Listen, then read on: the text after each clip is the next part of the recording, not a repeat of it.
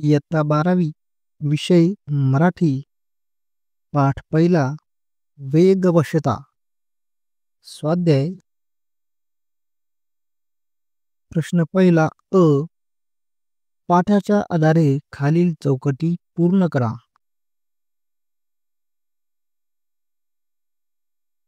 एक जीवन विभागणारे घटक. उत्तर स्थिती गती. 2 विचारांची गती म्हणजे प्रगती. 3 अधोगती म्हणजे दिशाहीनता. 4 अक्षम्य आवेग म्हणजे अधिक वेग. आ कृती करा. 1 गतीबाबतची लेखकाने वर्णिलेली विकृती म्हणजे उत्तर अप्रमाण गती, अवास्तव गती, अनावश्यक गती. 2 लेखकाच्या मते जीवन अर्थपूर्ण तेव्हा होते जेव्हा कामापुरते व कामासाठी वाहन वापरले जाते, वाहनाचा वेग आटोक्यात ठेवला. 3 लेखकाने सांगितलेली वाहन खरेदी करण्याची कारणे. उत्तर मानसिक स्पर्धा करणे, स्वतःच्या ऐश्वर्याचे प्रदर्शन घडवणे. 4 वाहनाचा वेग अनिवार्य झाला तर. उत्तर शरीर मनावर ताण येतो, चित्ताची व्यग्रता वाढते, शरीरभर अनावश्यक स्पंदने निर्माण होतात, हदरे बसून मज्जातंतू आणि मनके कमकुवत होतात. ई कारणे शोधा व लिहा. 1 अमेरिकेतील माणसांचे जीवन वेगवान असते कारण. उत्तर वेगवेगळ्या ठिकाणामधील अंतर खूपच असते आणि दरडोई वाहन उपलब्ध असते. 2 लेखकाच्या मते गरजेच्या वेळी वाहनांचा वापर करायला हवा कारण. उत्तर रस्त्यावर अडचणी निर्माण होणार नाहीत. प्रश्न दुसरा अ योग्य पर्याय निवडून उत्तर लिहा. 1 जीवन अर्थपूर्ण होईल जर टिंबटिंब. पर्याय वाहन कामापुरतेच वापरले तर. आ वाहन आवश्यक कामासाठी वापरले तर. ई वाहनाचा वेग आटोक्यात ठेवला तर. ई वरील तिन्ही गोष्टींचा अवलंब केला तर. याचं उत्तर आहे ई वरील तिन्ही गोष्टींचा अवलंब केला तर. 2 निसर्गविरोधी वर्तन नसणे म्हणजे टिंबटिंब. पर्याय अ स्वतःला वाहनाशी सतत जखडून ठेवणे. आ वाहनाचा अतिवेग अंगीकारणे. ई तातडीचा भाग म्हणून कधीतरी वाहन वापरणे. ई गरज नसताना वाहन वापरणे. उत्तर ई तातडीचा भाग म्हणून कधीतरी वाहन वापरणे. आ वाहन वापरातील फरक स्पष्ट करा. अमेरिका आणि भारत.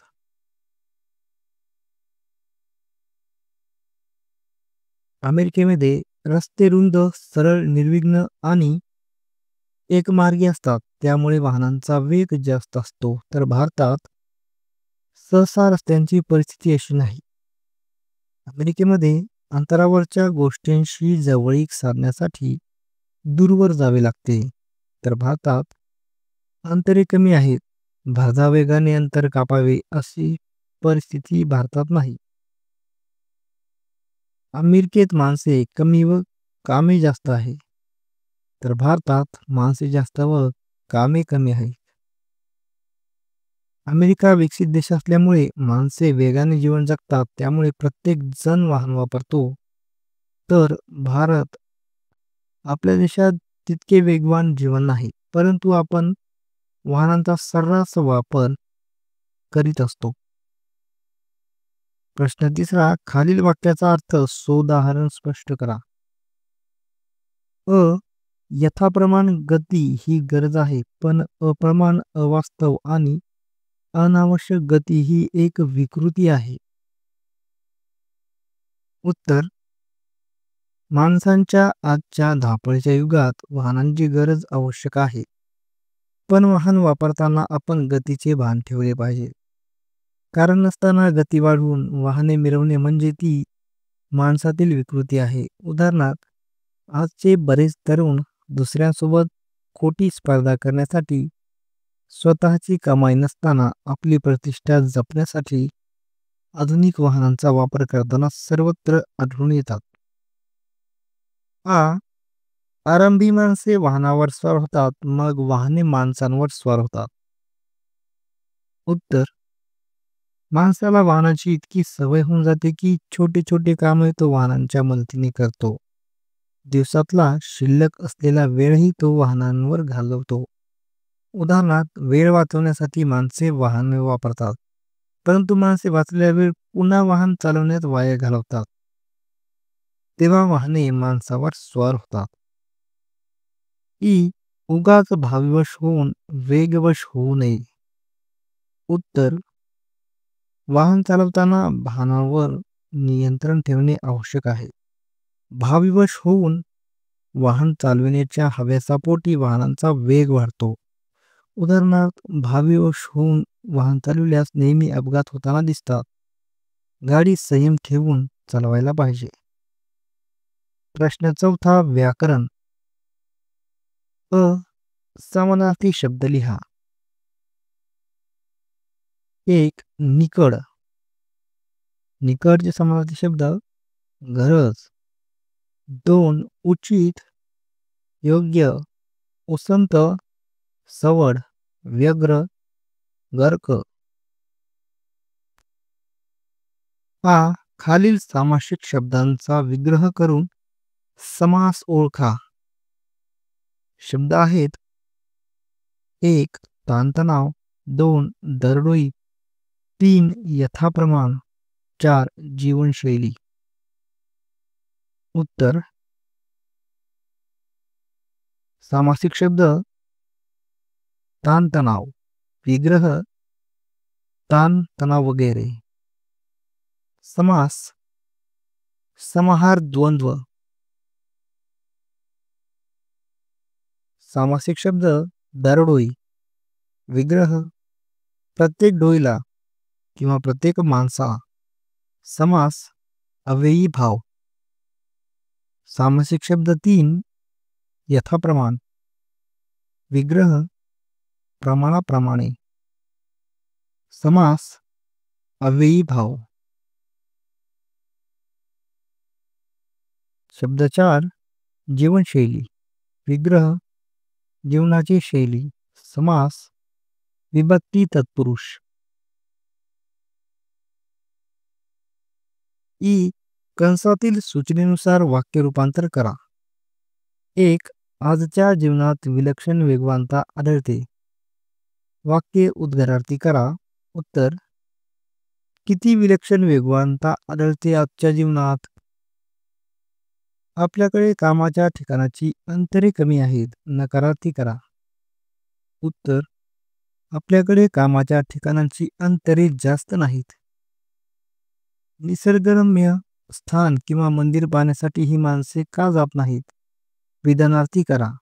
उत्तर, माणसांनी निसर्गरम्य स्थान किंवा मंदिर पाहण्यासाठी जायला हरकत नाही. प्रश्न 5वा, स्वमत. अ. वाहनांच्या अतिवापराने शरीर व्यापारात अडथळे निर्माण होतात. तुमचे मत सोदाहरण स्पष्ट करा. उत्तर, अलीकडच्या काळात जीवन विलक्षण गतिमान झाले आहे. एकाच माणसाला अनेक कामे पार पाडावी लागतात, ती सुद्धा कमी अवधीत. कामांशी संबंधित ठिकाणी अनेक माणसांना अनेक ठिकाणी गाठावे लागते. मोठमोठी अंतरे कापावी लागतात. चालत जाऊन ही कामे करताना शक्य नसते. साहजिकच वाहनांचा उपयोग अपरिहार्य ठरतो. फक्त एका दोघांना किंवा फक्त काही जणांनाच वाहन वापरावे लागते असे नाही. सामान्य माणसांनाही वाहन वापरणे गरजेचे होऊन बसले आहे. सतत वाहन वापरण्याचे दुष्परिणाम खूप होतात. आपण चालत चालत जाऊन कामे करतो तेव्हा शरीराच्या सर्व प्रकारच्या हालचाली होतात. इकडे तिकडे वळणे, खाली वाकणे, वर पाहणे, मागे पाहणे, हात वर खाली करणे, पाय दुमडून बसणे, पाय लांब करून बसणे, किडवे बसणे, अशा कितीतरी लहान लहान कृतींतून शारीरिक हालचाली घडत असतात. या हालचालीमुळे शरीराच्या सगळ्याच स्नायूंना आणि सांध्यांना भरपूर व्यायाम मिळतो आणि शरीर लवचिक बनते. आपण या हालचाली सहजगत्या एका लयीत करू शकतो. एक सुंदर नैसर्गिक लय शरीराला लाभते.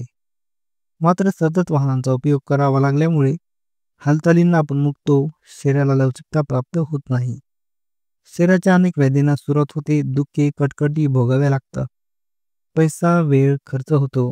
दैनंदिन जीवन विस्कळीत होते. जगण्यातला आनंद नाहीसा होतो. म्हणजे आपल्या शरीर व्यापारात अनेक अडथळे निर्माण होतात. हा वाढता वेग म्हणजे ताण. याविषयी तुमचे मत सविस्तर लिहा. उत्तर: माणसे वाहनात बसली की ते दृश्य पाहण्यासारखे असते. सर्वजण उल्लसित मनस्थितीत असतात. सगळ्यांच्या बोलण्याच्या कोलाहलामुळे वातावरणात आनंद भरून जातो. वाहन चालकाला हळूहळू सुरसुरी येते. तो हळूहळू वेग वाढवू लागतो. सर्वजण उत्तेजित होतात. गाडीचा वेग वाढतच जातो. मागे पळत जाणाऱ्या वाहनांकडे सगळेजण विजयी मुद्रेने पाहू लागतात. चालक हळूहळू बेभान होतो. अन्य गाडीवाले सामान्य आहेत, कमकुवत आहेत, आपण सम्राट आहोत, अशी भावना मनातून उसळी घेऊ लागते. अशा मनस्थितीत माणूस वेग गमावतो. गाडी सुरक्षितपणे चालवण्यासाठी ही मनस्थिती अनुकूल नसते. गाडी सुरक्षितपणे चालवण्यासाठी चित्त एकवटून वाहनावर लक्ष केंद्रित करावे लागते. हात आणि पाय यांच्या हालचाली अचूक जुळवून घेण्यासाठी सतत मनाची तयारी ठेवावी लागते. क्लच, ब्रेक, ॲक्सिलेटर यांच्याकडे बारीक लक्ष ठेवावे लागते. त्याचवेळी पाठीमागून व बाजूने येणारी वाहने आणि आपण यांच्यात सुरक्षित अंतर ठेवण्याचा कसोशीने प्रयत्न करावा लागतो. अन्य एखादे वाहन मध्येच आडवे येईल का? आपल्या वाहनाला धडकेल का? आपल्याला जिथे वळायचे आहे तिथे वळता येईल का? त्यावेळी बाकीच्या वाहनाची स्थिती कशी असेल? त्यांच्यापैकी कोणीही स्वतःची दिशा बदलण्याचा संभव आहे का? इत्यादी अनेक बाबींचा विचार काही क्षणांत करावा लागतो. त्या अनुषंगाने सतत विचार करीत राहावे लागते आणि वाहनाची गती याखेरीज अन्य कोणतेही विचार मनात आणता येत नाहीत. एकाच विचाराला जखडले गेल्यामुळे डोळ्यावर, शिरावर व मनावर विलक्षण ताण येतो. अपघाताची भीती मनात सावलीसारखी वावरत असते. तासनतास तणावाखाली राहावे लागल्याने मनावर विपरीत परिणाम होतात. वाहनाचा वेग जास्त असल्यामुळे अगदी बारीकशा खड्ड्याने सुद्धा वाहनाला हादरे बसतात, सांधे दुखतात, ते कमकुवत होतात. अशा प्रकारे वाढता वेग म्हणजे ताण हे समीकरण तयार होते. की वाहन हे वेळ वाचवण्यासाठी असते, ते वेळ घालवण्यासाठी नसते, हे विधान तुमच्या शब्दांत स्पष्ट करा. उत्तर: खरे तर प्राचीन काळापासून वाहन निर्माण करणे हे माणसाचे स्वप्न होते. त्याच्या मनात खोलवर जाऊन रुजलेले हे स्वप्न प्राचीन कथांमधून, देवदेवतांच्या कथांमधून सतत व्यक्त होत राहिले आहे. माणसाच्या मनातल्या या प्रबळ प्रेरणेतूनच वाहनाची निर्मिती झाली आहे. वेळ आणि श्रम वाचवणे हाच वाहनाच्या निर्मितीमागील हेतू आहे. अलीकडच्या काळात जीवनाचा वेग प्रचंड वाढला आहे. वेळ थोडा असतो, कामे भरपूर असतात, कामाची ठिकाणे सुद्धा दूर दूर असतात, अनेक ठिकाणी जावे लागते, अनेक माणसांना भेटावे लागते. म्हणूनच वाहनांची निर्मिती झाली आहे. वाहनामुळे माणसाची प्रचंड प्रगती झाली आहे. त्यामुळे वाहनाला माणसाच्या जीवनात फार मोठे स्थान मिळालेले आहे. अशी ही अत्यंत महत्त्वाची वस्तू आपल्याकडे असावी असे सगळ्यांना वाटू लागते.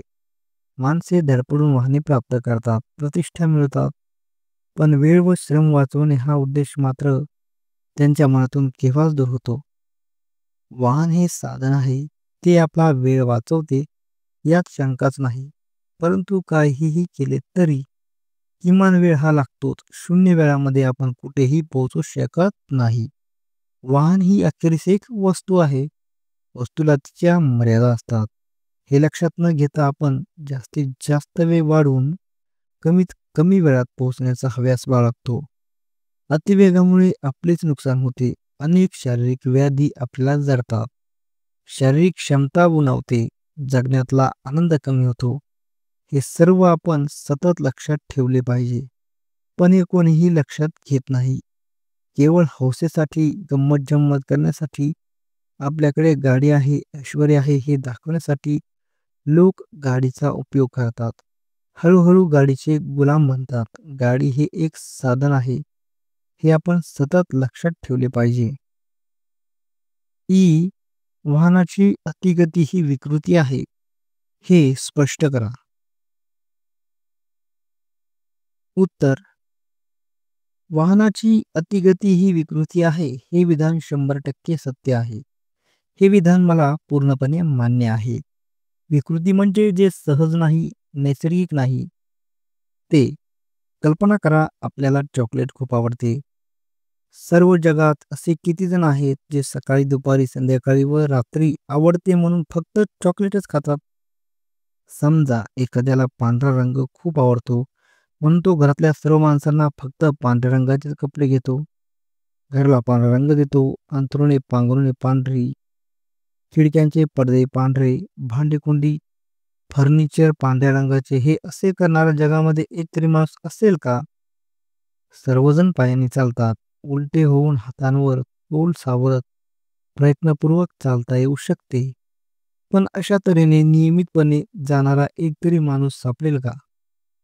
जे सहज आहे, नैसर्गिक आहे तेच साधारणपणे माणूस करतो.